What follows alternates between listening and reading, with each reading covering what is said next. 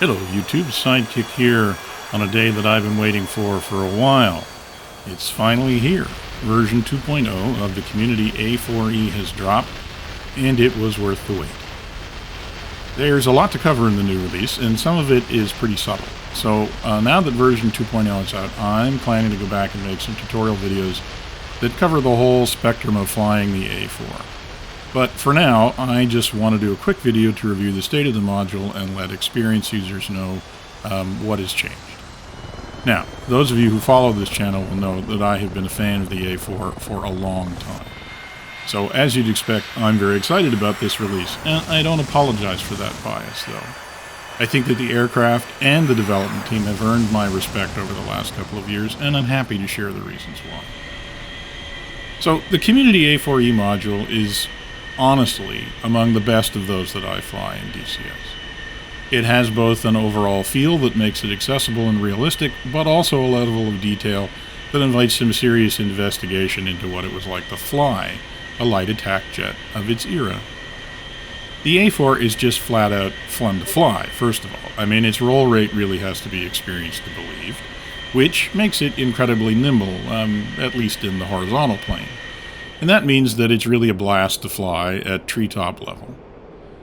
It also harkens back to a time when the aircraft itself was the weapons delivery system. In order to use the A4 effectively, you have to fly it well. And the better you get at flying it, the better your results will be. And I like that. All of this has kind of been true for a while, though. What is different in 2.0 is that a whole lot of depth has been added. The depth has been added across a wide variety of systems, so that it might not be obvious at first, but after flying the new version for a while, you'll realize that it affects the whole experience in some pretty profound ways. Now, I'll go over those details in a minute, but suffice it to say that the new details make the A4 even more of a simulation. The corners of the flight envelope have really been explored. So much so that, for instance, flying low and slow, the A4 now feels like a totally different aircraft. And be forewarned, a scooter, it is not in this flight regime. With realistic aerodynamics and engine performance, landing the A4 is a skill that is going to need to be practiced on land, let alone on a carrier deck. Similarly, if you load up your bomb truck to the maximum, you can expect it to fly, well, like a bomb truck. Want to get into a high G, high angle of attack rate fight with a MiG? Yeah, you can do that. But like a real A4 pilot, you'll really need to understand how to fly on the edge of your performance envelope to survive that experience. But you will be able to do it if you learn that. The extra detail is also apparent in the systems modeling, which includes modeling of some of the very first modern systems, such as a navigation computer, threat warning and countermeasures, an air-to-ground radar, and computer-assisted weapons delivery.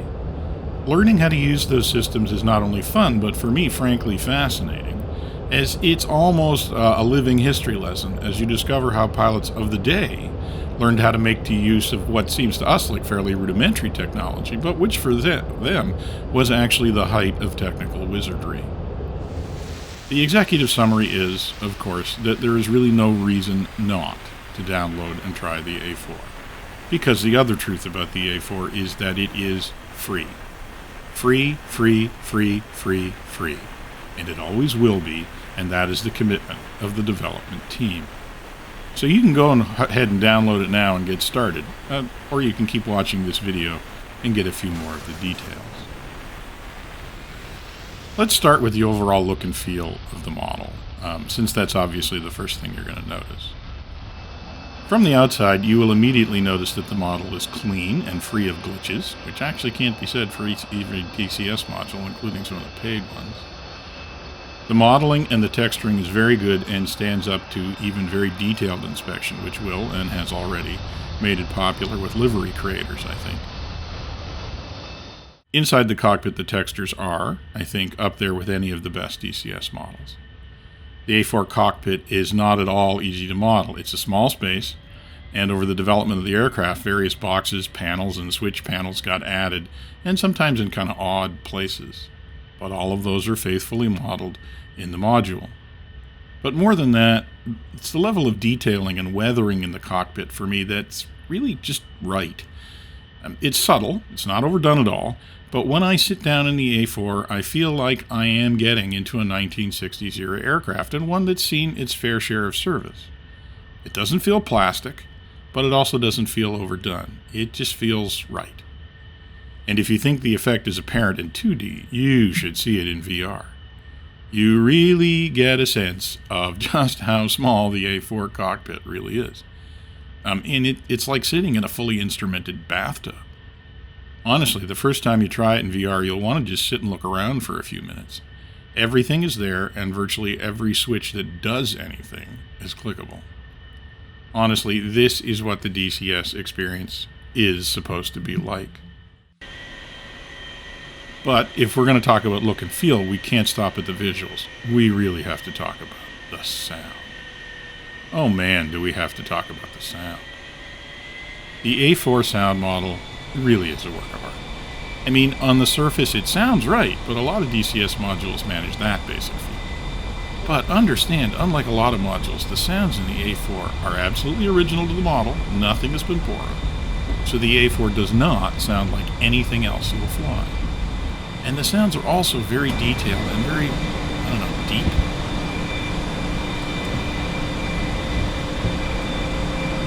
For instance, when your gear seats home, there's a lot of low frequency in the clunk. So you feel it as much as you hear it, especially if you're wearing headphones. When the A4 really starts to shine is when you realize that there are tiny little details that you barely notice that you're hearing, but which your brain is definitely processing.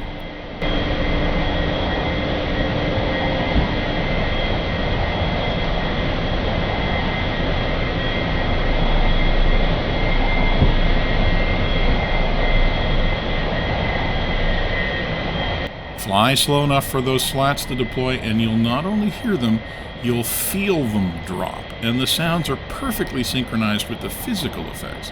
So you'll feel them hit their stops and feel the effect they have on the way the airplane flies. All of this happens at a level that's almost subliminal, especially when flying in VR, though the combination of visual and audible cues make flying the A4 just about as immersive a flying experience as you could ever wish for. And I'm not kidding when I say that I think this is the standard by which all DCS modules really should be judged. So, the module looks great, it sounds great, and so once you've enjoyed the look and feel of the jet, what's it like to fly? Well, in fact, how hard is it to get into the air? Well, that's another one of the pleasant things about the A4. It really does come with, and I mean this, what I think is the state-of-the-art manual. And that's because the manual is not only available in PDF format, so you can familiarize yourself with it before you fly, but the whole manual is built into the knee board, so you can access it during flight. When I first saw that, I remember thinking, well, of course, this is how it's supposed to be done. Why is this not the way everybody does it? In addition to that, the manual, frankly, is a thing of great and utilitarian beauty. For my money, it has just the right amount of detail.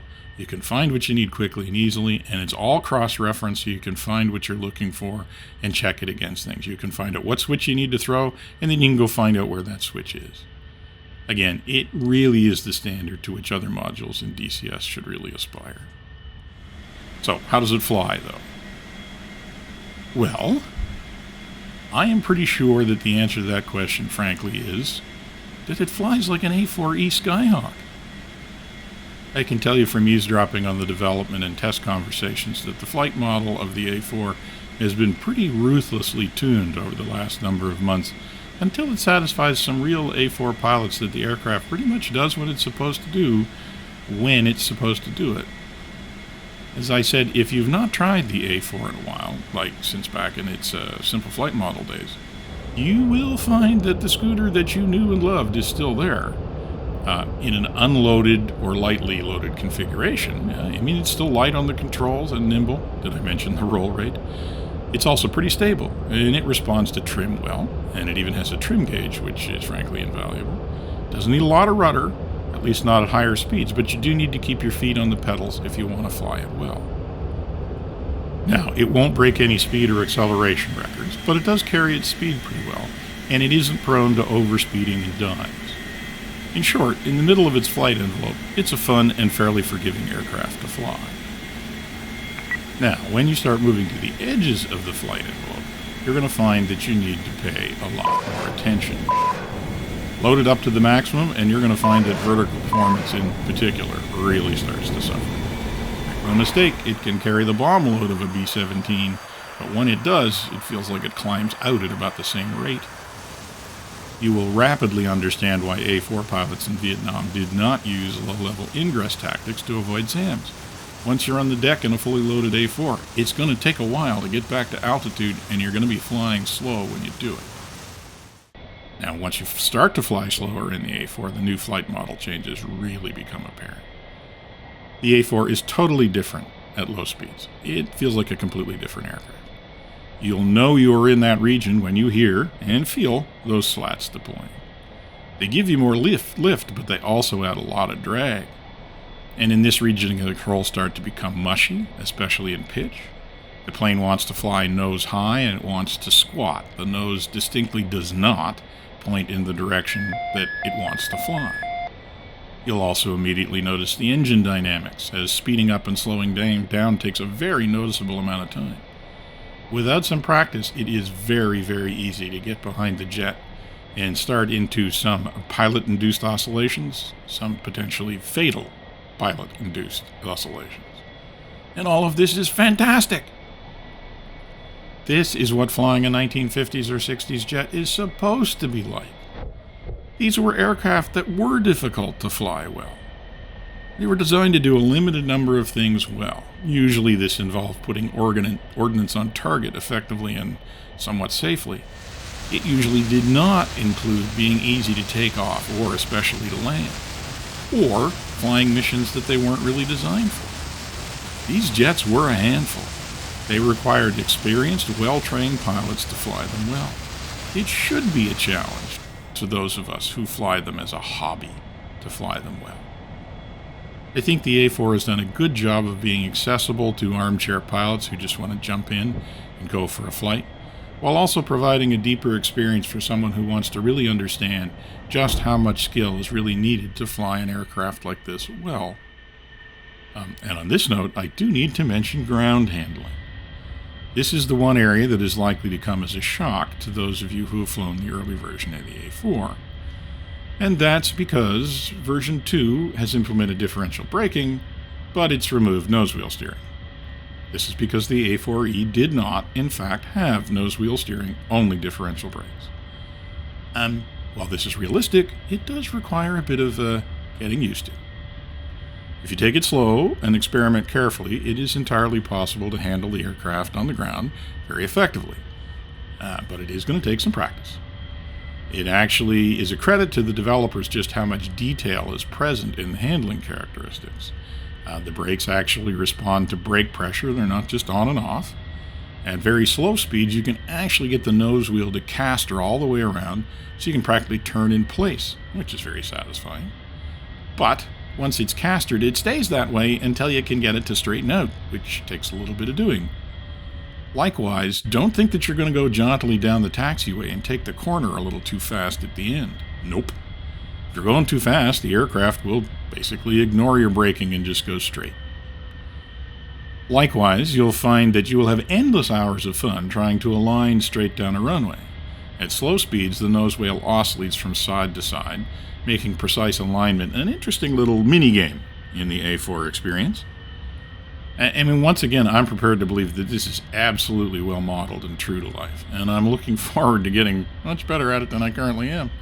Now, give the developers their due. They have enabled a rudder assist mode through the special options menu that will allow you to use the rudder deflection to kind of modulate the brake pressure, which actually helps a lot. Still, be forewarned, this new ground handling in the A-4 is going to take just a little bit of getting used to. So, apart and aside from the improvements to the flight model, what other major improvements are there in version 2? And the main one is the systems model. One of the really unique things about the A-4E model was that it was one of the very first aircraft to have the beginnings of a modern avionics package installed. In fact, so much avionics were added to the E model that it developed that classic Skyhawk dorsal hump to accommodate all of the new electronics, which was not present in the earlier versions of the aircraft. A lot of the effort in version 2.0 has gone into simulating these systems to take them from being functional to making them real simulations of the actual systems from the period. This includes some tweaking of the radios to allow them to interface better with DCS and allow things like voice over IP. It's also involved some tweaking of the bombing computer, including adding a switch position to the weapon selector. Note you'll no longer have to use the labs setting for the bombing computer, so all of my videos, for instance, old videos are now out of date. The nav computer also got some tweaks, including it making much more dependent on the nav radar to prevent system drift. The autopilot and the automatic flight control system got a few upgrades to make them function a little bit more realistically. Most of these changes will mostly be under the hood, but they will improve the fidelity of the simulation and mean that you'll have to operate the jet in a more authentic way. Bigger changes are obvious in two major systems. The first of these will be the TACAN and MCL or ILS system.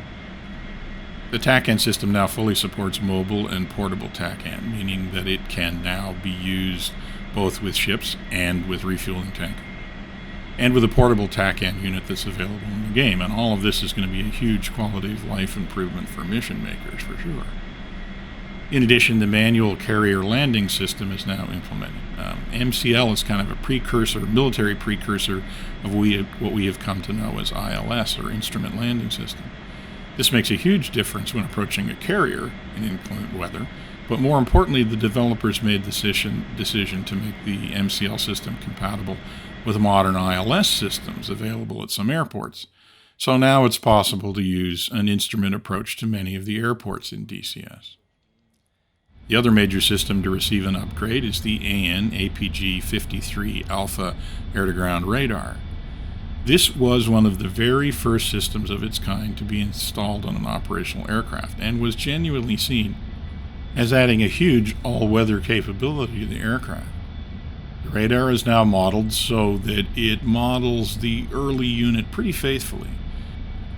This means that in the hands of a skilled user, it will provide some impressive capabilities, like the ability to actually detect ships at sea.